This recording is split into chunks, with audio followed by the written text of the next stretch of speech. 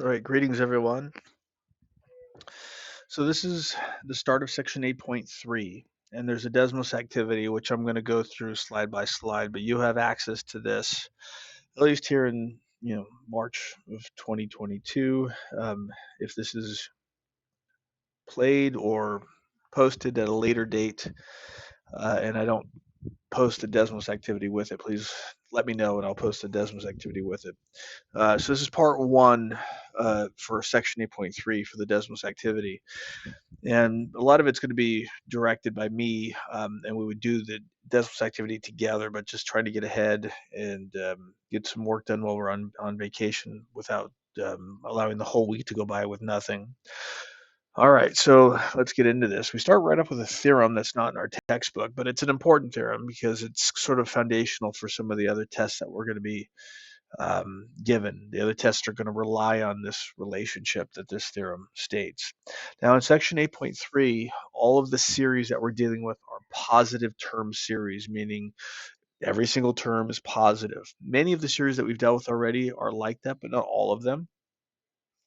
Some have alternated, some have had positive terms and negative terms. If you look back at our notes in section 8.2, we'll deal with with series whose terms are not always positive, and again in section 8.4, but 8.3 deals with positive term series only. Now, up to this point, before I get to the theorem, just a couple quick reminders. We know about geometric series, we know about telescoping series, we know about the harmonic series. We also know the nth term test for divergence. That's really all we know at the moment before I give you this theorem and we get into the meat of this section here for determining whether a series converges or diverges. Of course, we have the definition, which we can't forget, but I'm talking about the stuff that comes before checking to see if the limit of the sequence of partial sums converges. So if you recognize a series as a certain type, then you can apply the knowledge of that type of series to figure out whether it converges or diverges, and perhaps what it converges to. And if not, you can try the nth term test for divergence. And if that doesn't work, then you got to try the definition. So here, this theorem says that if the series, the sum from n equals 1 to infinity of a sub n is a positive term series, okay, so all the terms are positive, and if there exists a number capital M, so it goes back to that bounding idea, capital M, such that S sub n, which is the sum from a sub 1 all the way out to a sub n, but it's not the infinite sum, it's just the nth partial sum. If the nth partial sum is less than m for every integer n, positive integer n, then the series converges and has a sum that's going to be smaller than or perhaps equal to m. M is going to be an upper bound for the sum. And then if no such m exists, the series diverges. Okay. So let me see if I can show you why this must be true. So let's go to my notes here. I'm sorry, I thought I switched over to the notes. There we go. So let's see if we can come up with a proof. So let's let the series from 1 to infinity a sub n be a positive term series.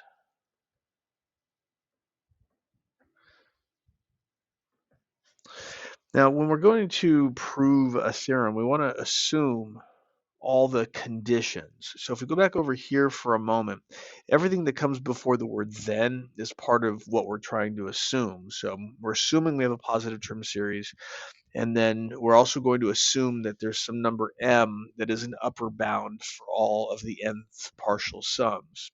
So let's also add that to our work here. So also let m be such that, it's a little weird language sometimes we use in mathematics, S sub n, which is a sub 1 plus a sub 2 plus a sub 3 plus dot dot dot plus a sub n is less than m for all n greater than or equal to 1. All right, now we're going to show that the series converges. Okay, so if you remember, we're trying to show that the sequence of partial sums has a limit. Okay, that's our goal here.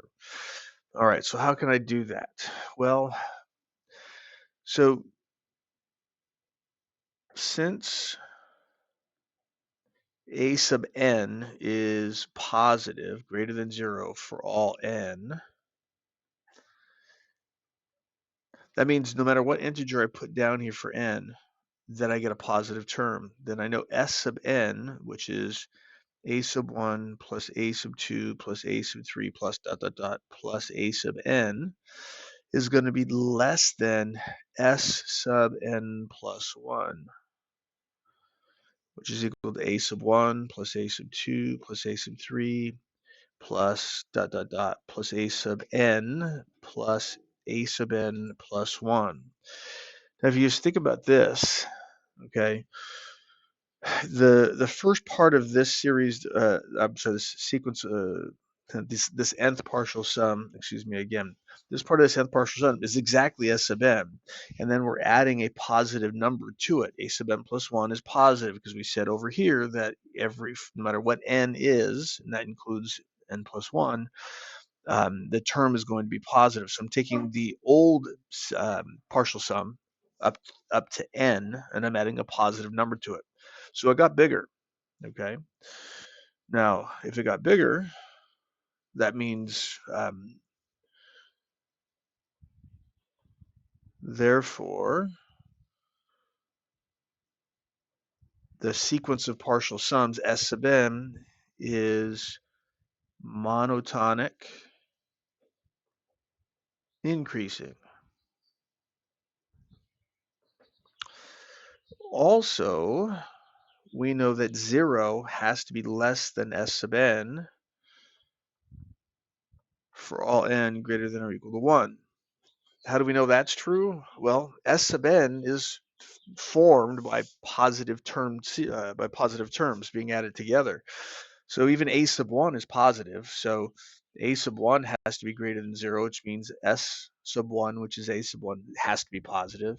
And then when I add a sub 2 to a sub 1, I'm just adding a positive number to another positive number. Then that still has to be positive, and that's going to be true all the way out to the nth term. I'm not going to write all the a sub 1 plus dot dot dot, all that stuff. It should be fairly obvious that a sub s sub n is going to be positive for all n. Let's see, where am I? Let's use hence. I used therefore before. Hence, the sequence s sub n is bounded. So what do we have here? We have our sequence of partial sums is monotonic increasing and bounded. We have a theorem in section 8.1 that tells us what that means, okay? Therefore,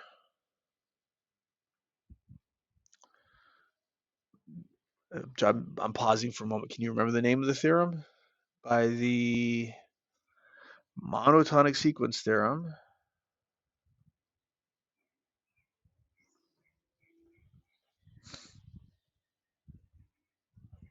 this the sequence of partial sums is convergent. I'm gonna call it S, and S is going to be less than or equal to M, since all the partial sums themselves are bounded by M. Okay. Now, if no such M exists, this is the last part of the theorem there.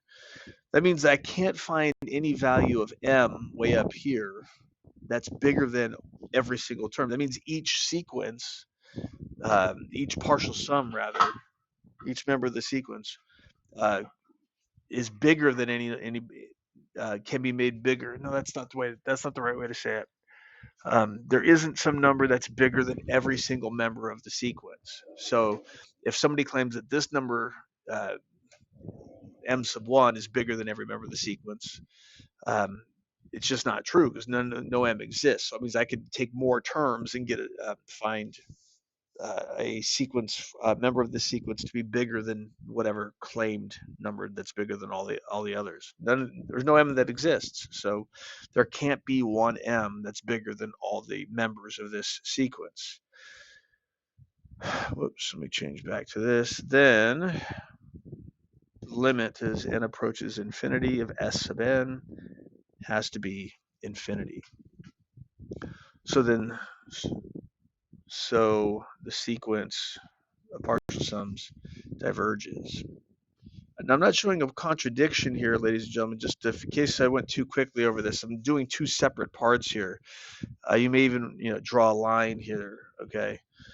This is all part of the same proof, but it's got two pieces to it. If we go back to the theorem, I got to show two things. I got to show the first part, if the series is a positive term series and m is such a number such that s sub n is less than m, then the series is convergent and has a sum that's less than or equal to m. So that's above the first blue line, and then between the two blue lines, I'm doing the second part. If no such m exists, the series diverges. So that's what the second part is for. If no such m exists, then each the sequence of partial sums here has to go off to infinity, and not negative infinity, because the terms are all positive here. It has to go off to positive infinity. So the sequence of partial sums will have to diverge. So I was a little confusing on that. I apologize. All right. So I want to take a look at a series that we have taught. I don't. Have we talked about it? I'm not. To be honest with you, on this vacation day, I'm not so sure. But I want to talk about whether or not 1 over n squared converges or diverges. This is kind of a famous series. Okay, it's 1 over 1 plus 1 over 4 plus plug in 3, get 1 over 9, 1 over 16, 1 over 25 plus dot dot dot. It's the sum of the reciprocals of the squares of the positive integers going out to infinity. This actually goes back. It's called the basil problem. Not the green leafy spice basil, but I think it's BASAL. I didn't go look that up, so I might be spelling it wrong. But it was a town. Not sure exactly where, but it might have been in Switzerland. Euler was instrumental in generating the value for this thing. We may go over the proof of what Euler did once we have some more tools. It's a really cool proof that he did to show that this converges. We don't need his tools um, to derive what it converges to, but well, we're just going to show that it converges. All right, if we go back to this picture here, we can set up a picture where this rectangle here represents the first term, 1 over 1, of this series. The second rectangle represents the second term of the series, the 1 over 4. Okay. Each of these rectangles has a width of 1 and a height equal to the value of the series, so that the area is equal to the term of the series. So this guy has a height of 1/4 and a base width of 1, so 1 times 1/4 is 1. So the area is 1/4.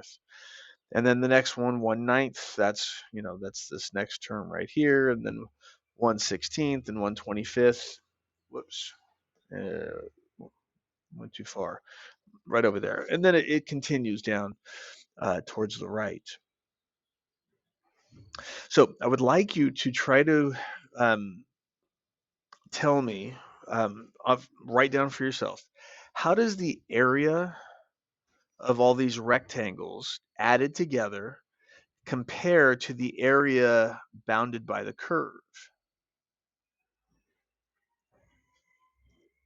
Okay, this curve is just 1 over x squared, by the way.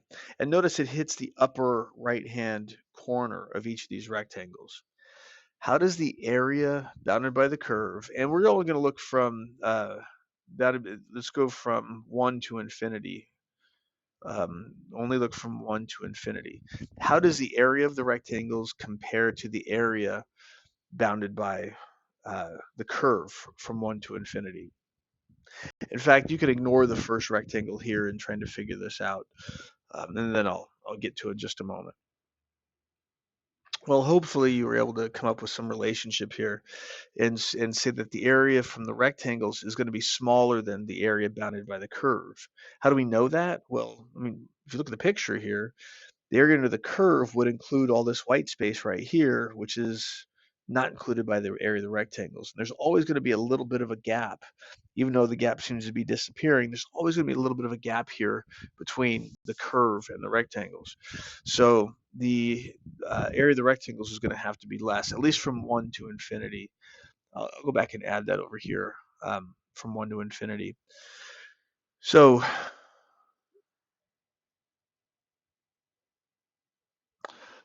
let's write an integral over here. So this is the integral from 1 to infinity of 1 over x squared dx. Okay. And then this over here is the sum from n equals 1 to infinity of 1 over n squared. There is a bit of an issue with the way I've written this, and I'm going to have to kind of clean it up a little bit. And it's not just the location of this thing that I'm going to move over here, so it looks a little better. The integral from 1 to infinity of 1 over x squared does not include this rectangle over here, but this sum does. So what I'm going to have to do is I'm going to have to go add 1 back over here just to make sure that things are balanced. Again, because this sum from n equals 1 to infinity of 1 over n squared includes the region between 0 and 1. Now, the region between 0 and 1 in here, it's improper. We don't want to have to worry about that. Improper integrals. So if I just include 1 for the region between 0 and 1 and then add to it the area bounded by the curve from 1 to infinity, this inequality holds correctly. So what does this tell us? Well, that means that my series here is bounded by this. What do I know about this? This was the very first improper integral that we looked at in section 5.10, and we saw that this converges. So if you go back to your notes in section 5.10, you're going to find that this converges to 1.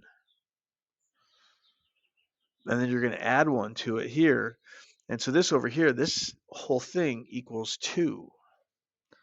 So this infinite series here is bounded by 2. That goes in line with our theorem that we proved up here. This is a positive term series. The sequence of partial sums terms are all going to be bounded by 2 because all the terms, when I add them together, are going to be less than 2 because the whole thing itself is less than 2.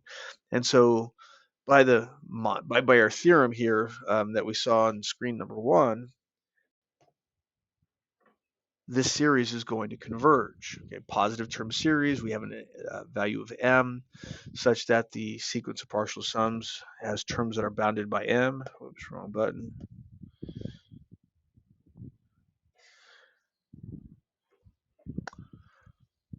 So that means, again, that the series from n equals 1 to infinity of 1 over n squared converges. Now, it doesn't converge to 2. It converges to a number less than or equal to 2. And I'm not going to tell you what that number is. If you want to go look it up, you can. It's kind of a cool number, and I want to go through Euler's proof at some point as to where that number came from. But I'm going to leave that out at the moment. Let's go take a look at another one. This one's very similar. This is the sum from 1 to infinity of 1 over the square root of n. And what I've done over here is I've drawn a similar picture, but I've drawn it so that we have the curve 1 over root x hitting the upper left-hand corner of each rectangle here. And notice each rectangle overhangs a little bit. And again, each rectangle represents one of the terms that we're adding together in this series.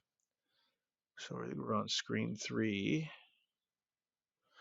So looking at the sum from n equals 1 to infinity of 1 over the square root of n, which is 1 plus 1 over the square root of 2, no comma, sorry, plus 1 over the square root of 3, plus 1 over the square root of 4, that's 1/2, plus 1 over the square root of 5, plus dot dot dot, plus 1 over the square root of n. Now, if I ask the same question, and we'll go from 1 to infinity, the area of the rectangles from 1 to infinity, how does that compare to the area bounded by the curve from 1 to infinity? And if you have it on your screen, you can see, I hope you can see. Notice that the rectangles all overhang, so the area bounded by the rectangles has to be larger than the area bounded by the curve on the same interval. Now, if we take a look at this, I'm sorry, this over here, let's do this again. I'm a little bit misfiring today. This is just the integral, the area bounded by the curve is the integral, the improper integral from 1 to infinity of 1 over root x dx. Let's take a look at this improper integral. The limit as, let me not use n, let's go as b approaches infinity, integral from 1 to b. We'd rewrite this as x to the negative 1/2 dx. Take the limit as b approaches infinity, and then take the antiderivative, add 1 to get a positive 1/2, and then divide by 1/2, which is the same as multiplying by 2. And we'll get a positive 1/2 exponent, so it's 2 root x. And we'll go from 1 to b as b goes to infinity. And so we get 2 root b minus 2 as b goes to infinity. And the square root graph goes off to infinity. And so this goes to infinity. And so that means this area that's bounded up in here is going to be infinite. And the area of the rectangles are bigger than that. So those have to go off to infinity as well, which means that this series here is going to diverge. Now, the big picture that I'm trying to show you here is not in drawing these pictures. The pictures only give you a geometric sort of interpretation or understanding of what's going on. But what we're trying to do is relate the convergence or divergence of a series to an improper integral. And that's what our next theorem, which is a test that we're going to be using, will be able to do for us. Okay, so let's go take a look. It's on the next screen. You might have already skipped ahead because there's no restriction on. Come on. Nope. Sorry, my computer now wants to slow down on me. There we go. A new test. It's a theorem.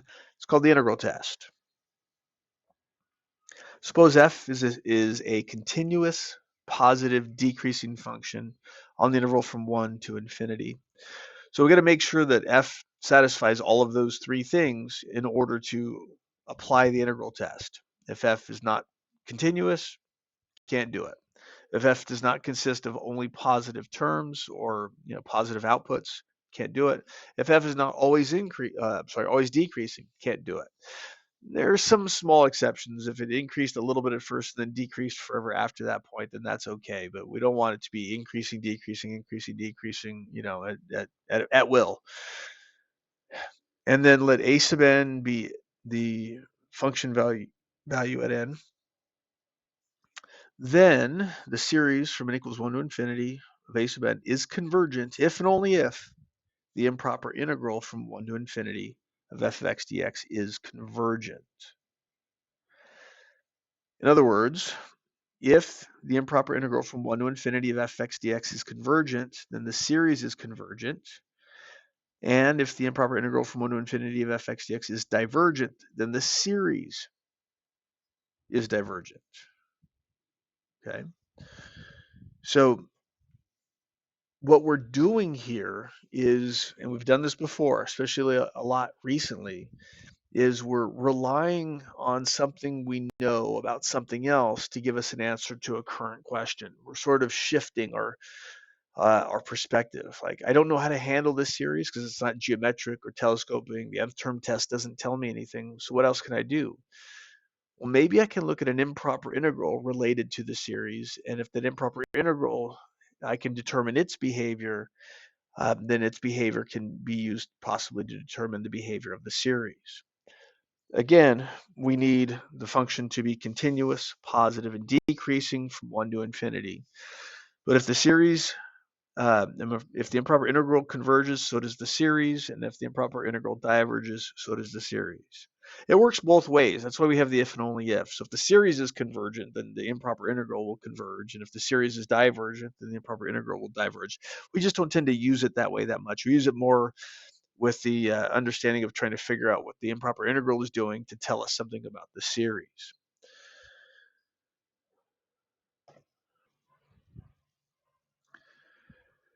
It says I have a few comments to add in the notes. Um, from 1 to infinity is how the theorem is written. It doesn't have to be from 1 to infinity. We can change that 1 to some other positive integer as long as the function f is continuous, positive, and decreasing from that positive integer and onward. Then we can apply this test. Okay, it doesn't have to start at 1, but it has to start at some positive integer, and from that point and for all positive integers greater than that number, the function has to be continuous, positive, and decreasing. And then we can come to our conclusions, hopefully based on looking at the convergence or divergence of the improper integral. All right, so we have some examples here.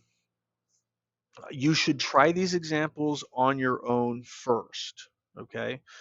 And then watch me go through and solve them. That way you know, as always, it's better for you to do more than for me to do. And if you just watch what I do and just copy it down, there's very little that's transferred. But if you try it first and get stuck, that's okay, because you at least know where you're getting stuck. When you look at what I do, it'll help you become unstuck later, get you more, get you further along in the next example. So convergent, divergent, I have no clue.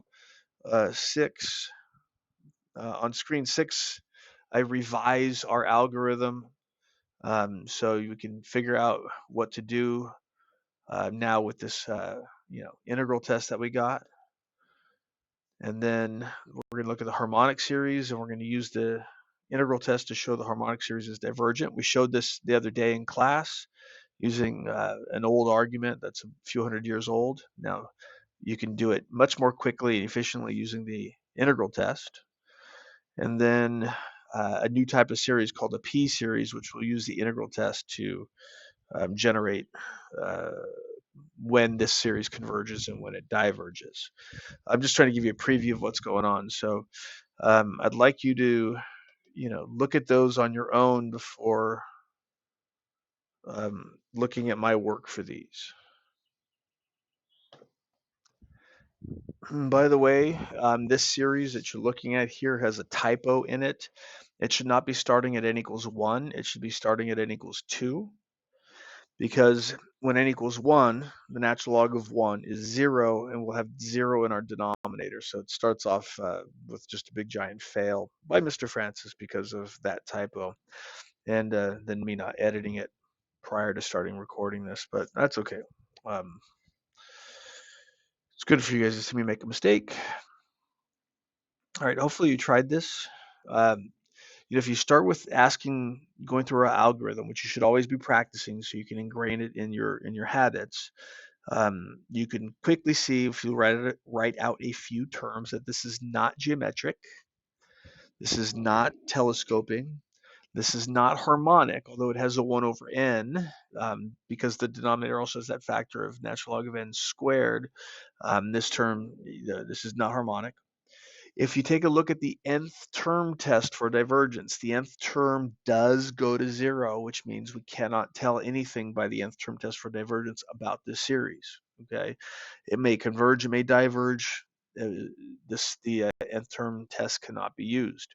The definition would have us use the sequence of partial sums to see if the limit converges. But we have an integral test now, which we're going to try to apply to this. So let's let f of x be equal to 1 over x times the natural log of x squared. Okay. Now, oftentimes, depending on the context of how the question is asked, we go through the continuous, positive, and decreasing part fairly quickly. Not the decreasing part so much, but positive terms.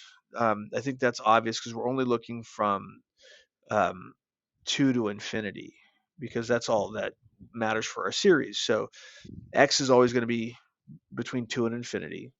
We're going to square the natural log of x. The natural log of x does become negative, but only for numbers less than 1 and greater than 0. Doesn't matter. We're going to square anyways. So the denominator is always positive. The numerator is always positive. So f is positive. I'm just going to assert it. Most of the time, you can do just that. You can just say that it's positive if in fact it is. Continuous.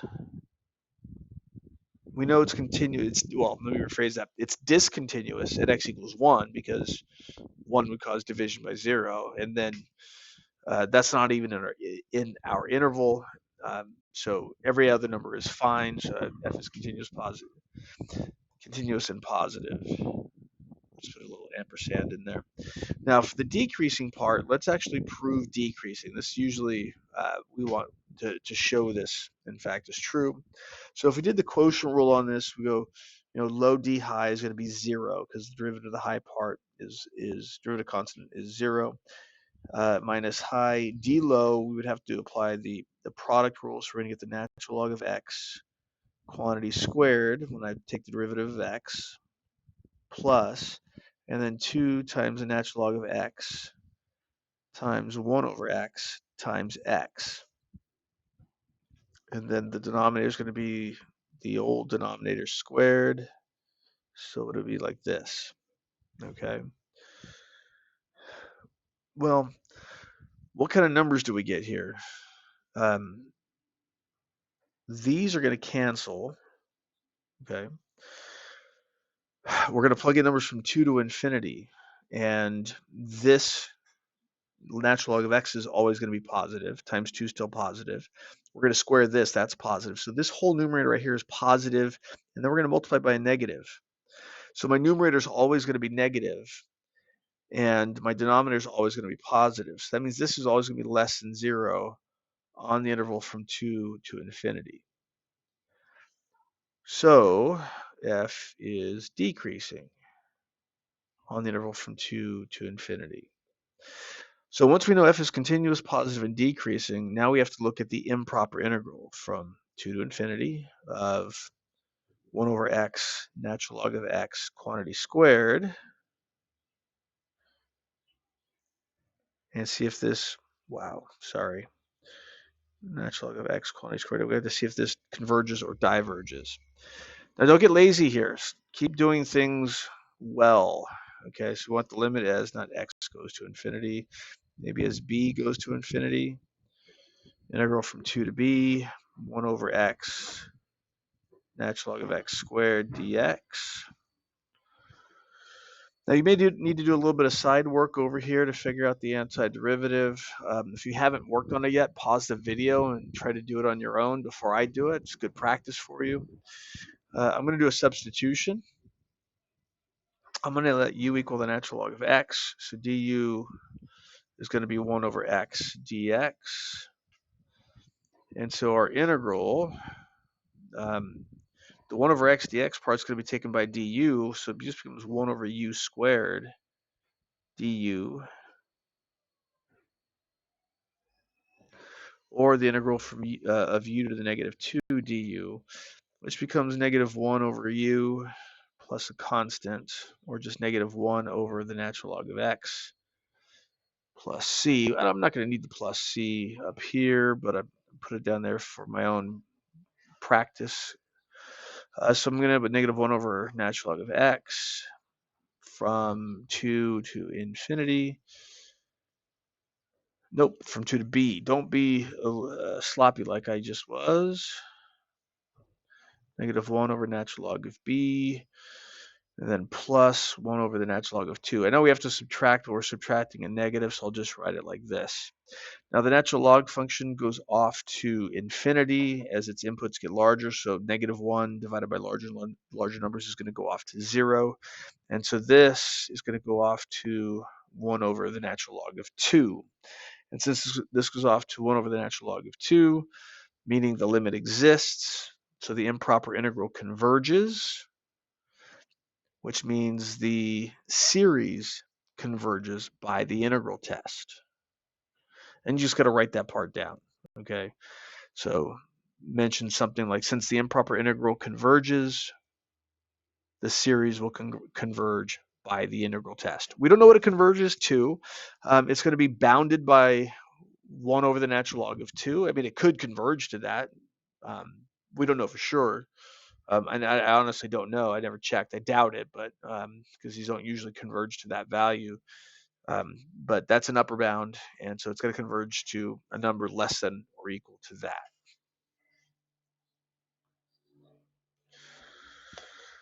Going back to the activity, start to indoctrinate yourself to this. Start to incorporate this in how you look at a series. Every time you look at a series, I'll let you study that on your own.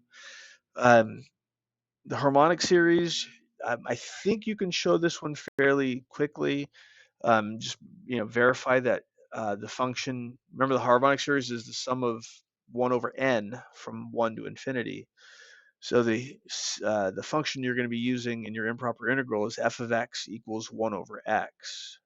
If you go back to example number 2 in section 5.10, we looked at that improper integral, and you'll be able to make the connection from there.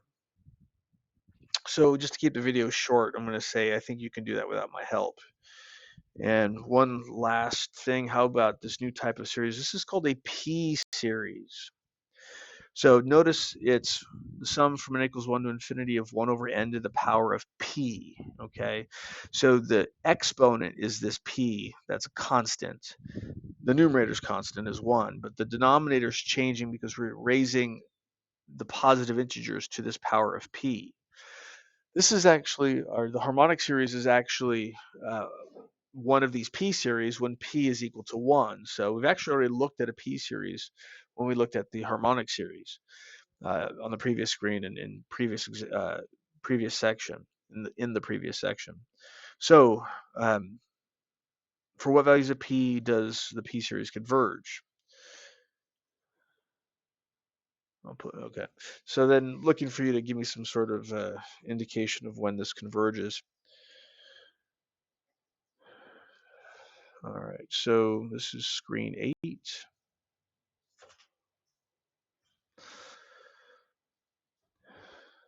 All right, so we get the sum from n equals 1 to infinity, 1 over n to the power of p. Now, let's do this. If p is equal to 1, then we have the harmonic series, which diverges. So we already know what's happening there. So let's suppose that p is not equal to 1.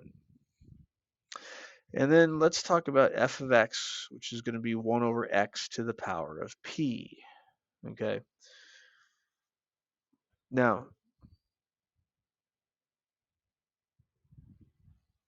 I'm sorry, I'm just pausing for a moment. I want to jump right into the improper integral from 1 to infinity of 1 over x to the p dx. Okay. And then, of course, we're going to rewrite this as a limit as, I mean, sloppy here. Limit as b goes to infinity, integral from 1 to b.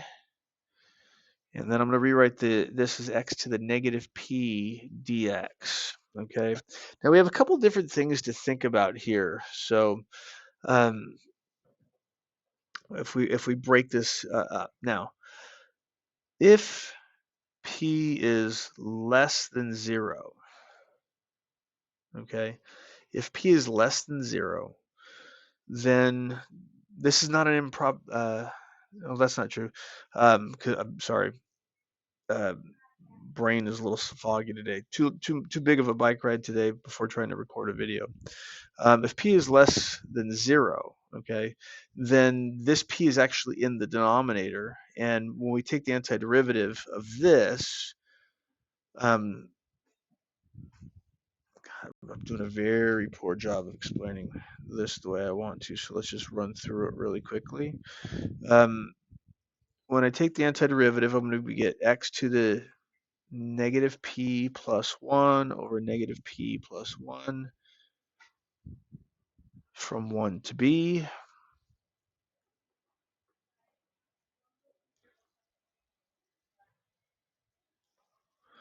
So we're going to have b to the power of negative p plus 1 over negative p plus 1 minus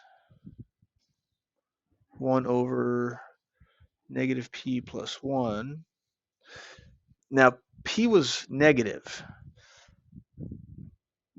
and we're going to take the opposite of p, which makes it positive, and then we're going to add 1 to it, still positive. So we have b being raised to some positive number as b goes to infinity, divided by all this mess and all of this. This is just going to go off to positive infinity. So if p is less than 0, the series is going to diverge. All right. Now, what if we got, let's see, let's go p is greater than 0, but not 1, because we already saw what happens when p is equal to 1. I'm going to jump right to this limit again, because we'd end up in the same place. We just got to interpret it properly.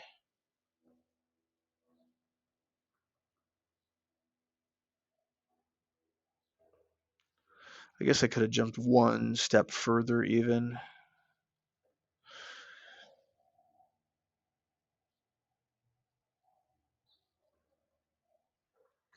Just writing all this stuff down, and then I'll talk about it.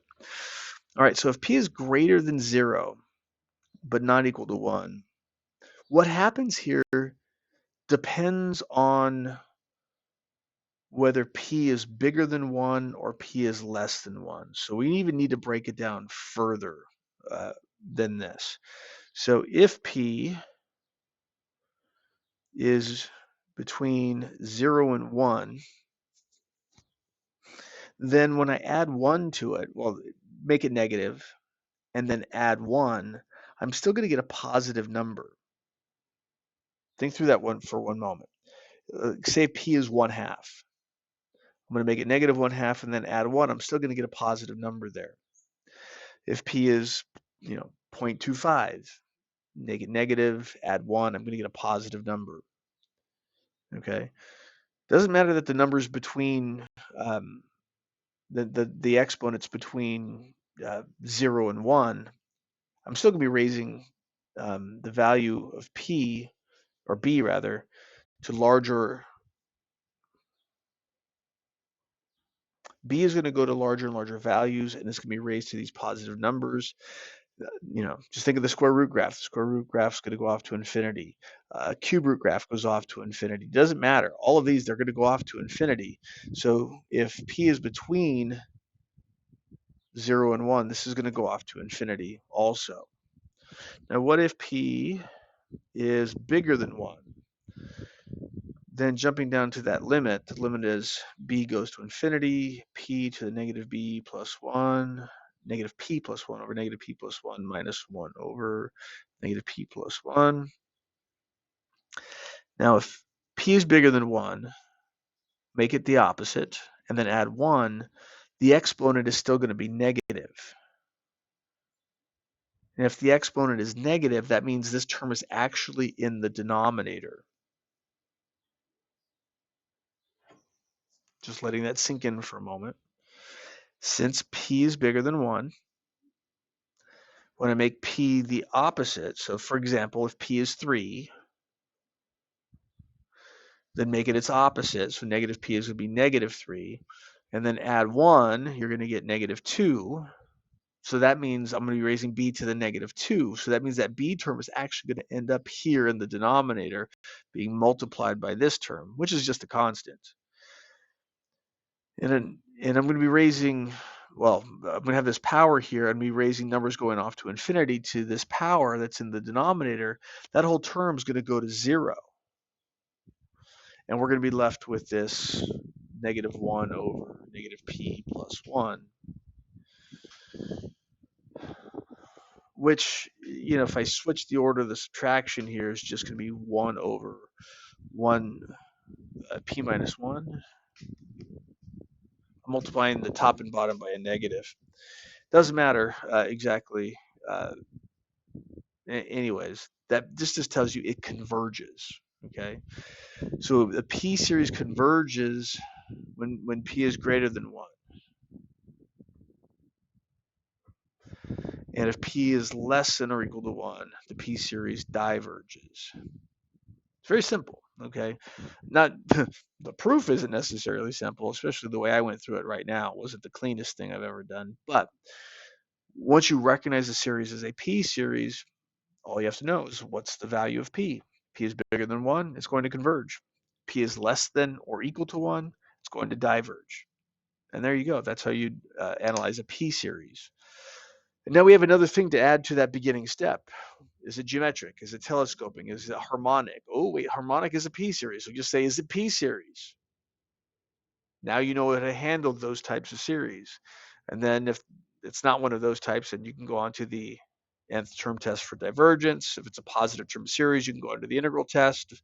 And we'll learn more tests along the way, maybe still trying to avoid looking at the limit of the sequence of partial sums.